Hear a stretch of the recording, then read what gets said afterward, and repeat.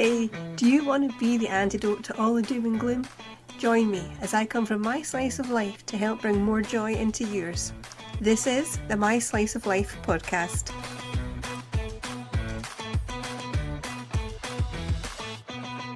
Oh, I love that tune.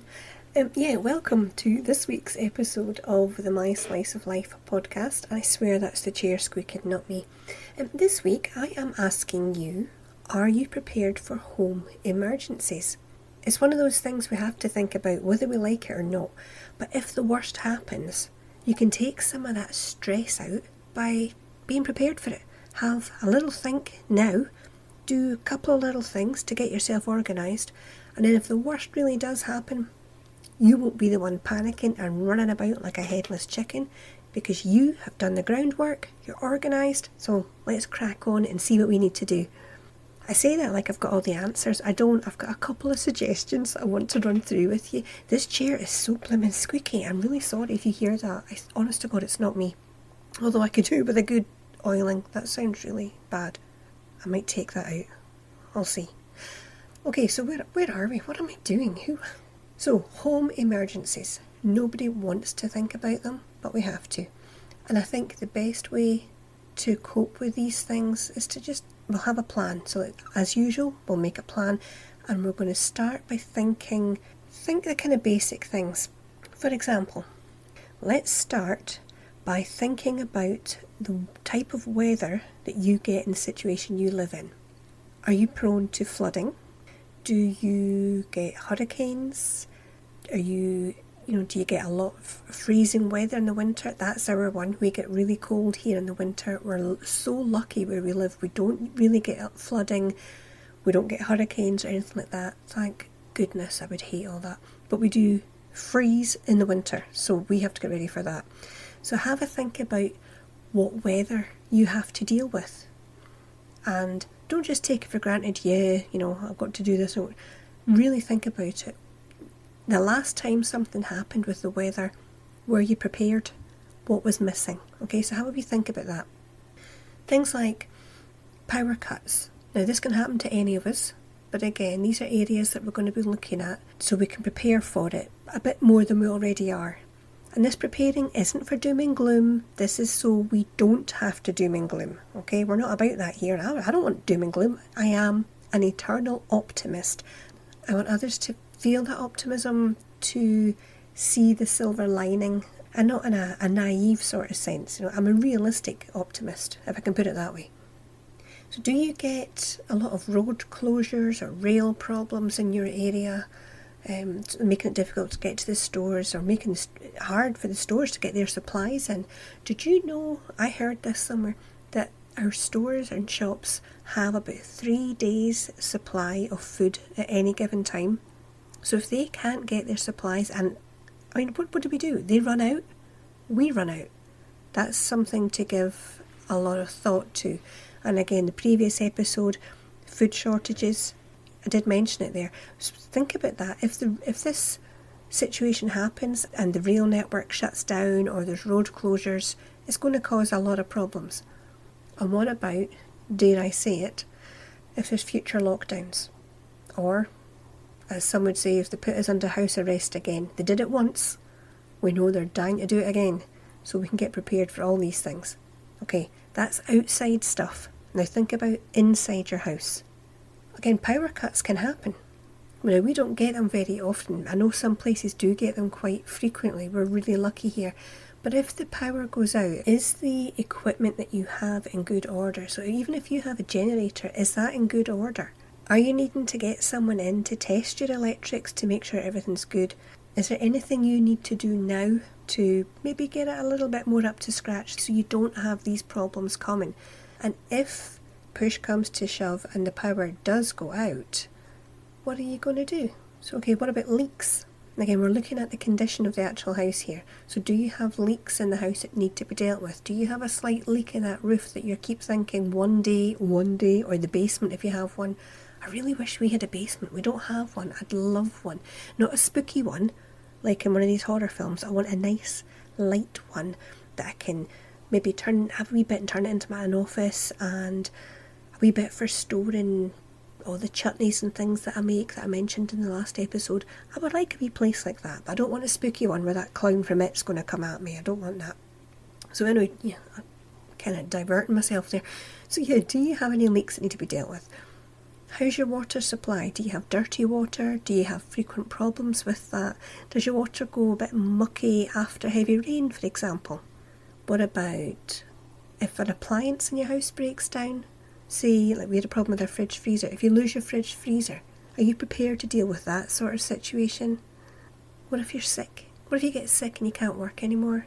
Or you're sick and you can't get out to the shops? Are you prepared for that? Do you have alternatives? And think about as well just the general condition of your house. When's the last time you had a good walk around your house, room to room, take a note of repairs that are needing done, write them down? Yeah, I'm coming back at you. Here she goes again with another list. Make a list. Get the jobs done now before the weather changes. I'm saying this, it's, what are we, October. We've still got time. We've still got time before the weather gets bad here, so we can still do things. Now, just a wee tip I'm going to throw in here. If you have poor glazing in your windows, and I used to do this, we've got double glazing now, but even with this it's not perfect. But if you get cling film, don't know what you call that in America. Is it just plastic wrap, I think you call it? Yeah, I think in America it's plastic wrap. If you put that up on your windows, you can stick it on with masking tape and then use a hairdryer on cool to blow over it to take the crinkles out so you can actually see through it. It doesn't look like you've got something stuck there. That can be a really cheap form of like an extra layer of glazing to keep the heat in. Works really well. I actually did it in my flat when I had bad windows. So there's a wee cheap tip for you to get some extra heat. Okay, so I've given you a whole list there of areas to look at outside the house and inside the house. So let's think, if any of them arise, what are you going to do about them? How are we going to actually prepare? Now, the one thing I always think about, in more ways than one, food. Now, yeah, it's on my mind a lot. But think a lot of those situations that I've just mentioned, our food supply is going to be interrupted. Now, the previous episode, I covered a lot of this. We talked about food shortages. So if you haven't listened to that, go and have a listen to it. But you always want to make sure you have extra. Okay, that's the bottom line. Always have extra. I'm not going to go into that anymore because, like I say, I've covered that before. Same with water. That was mentioned in the previous episode too.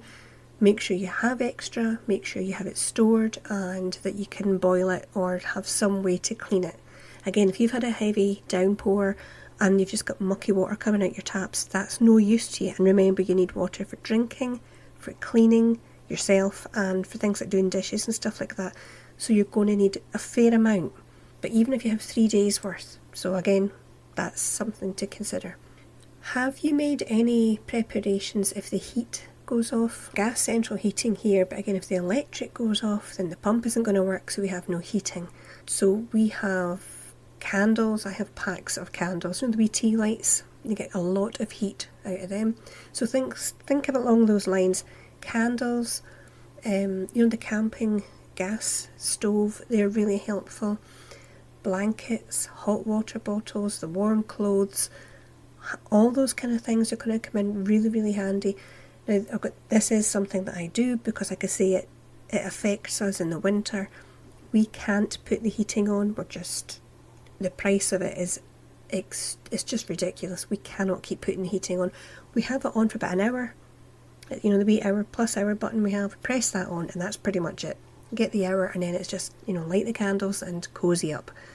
And the light, same as for the heat, if the power goes off and you lose your light, do you have alternatives? So again, candles are great because you're going to get light and heat from them, so they're ideal, but you're going to need a lot of them. If you need extra for a couple of days, the candles don't last long, so you're going to need a lot.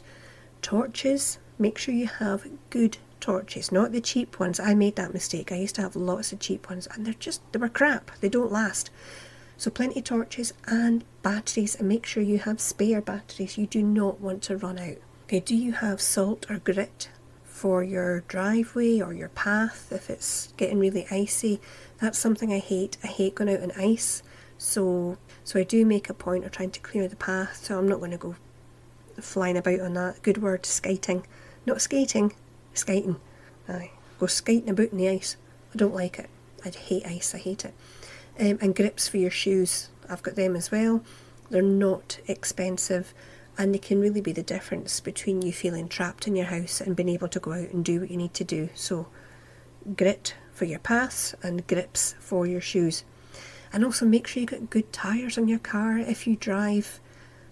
Check your tyres. I'm really bad for it, and I have to remind myself to keep checking them. You don't want to be out in bad weather, whether it's rain or ice or whatever it is, and your tyres aren't up to the job. So check them and make sure you have good tyres. Even if you can only replace one at a time, get it done. It's a simple job and it can really make a huge, huge difference. Okay, another thing that you can take control of and be prepared for in your house is first aid. Now, I did cover this a lot in a previous episode. Are you prepared for health hiccups? So go back and have a listen to that. But just in very, very briefly, make sure you have medical supplies, even basic medical knowledge. And if you're into your herbal stuff, is your herbal cabinet, your herbal, I'm going to try this, apothecary, I got it, is that stocked up? Are you up to date with everything you need there? Now we're going to come to something nobody likes talking about. But what if you have a financial emergency? Like I say, if your fridge freezer breaks down, have you got enough spare cash saved up to replace it? Do you have a saving plan? Even a couple of quid, just a couple of quid a week, put that away, don't touch it. So you know if something breaks down, you've got something there that you can use. Now, something people might not have thought about, but it is something to just give a little bit of thought. Do you have a bug out bag? If you need to leave your house in an emergency, say there's a gas leak down the street and it's everybody out, do you have a bag just ready to grab and go? It's got clothes, food, medicines, just enough to get you through for a couple of days. Think about that. That can really be the difference between being comfortable and panicking. Another thing, and the last thing I'm going to give you to give a little bit of thought to, is don't forget things like card games, board games, just simple things to keep up morale, so that if the electricity goes out and you're bored, you've got people, kids moaning, whatever, just have something there that you can say, alright, we've got light, we've got heat, so you've got your candles going, you've got your torches, make it a game. You can play cards by candlelight or whatever, but think of something to have so that if the worst happens, you've got something there to give a wee bit of a morale boost. It really can make a huge difference to everybody and make it more of an adventure than a disaster. So I think I've given you plenty this week to think about. I've mentioned them before, but another podcast, if you like this kind of thing, getting prepared for stuff, a bit of prepping, the Casual Preppers podcast is a really excellent resource, so hop along there, have a listen to them. They cover a lot of topics about this sort of thing. And just before I go, just a little reminder, if you look in the show notes below, you'll see links to all the various things I do, the blog, the YouTube and so on. Now there is also a link to the Patreon and the Buy Me a Coffee.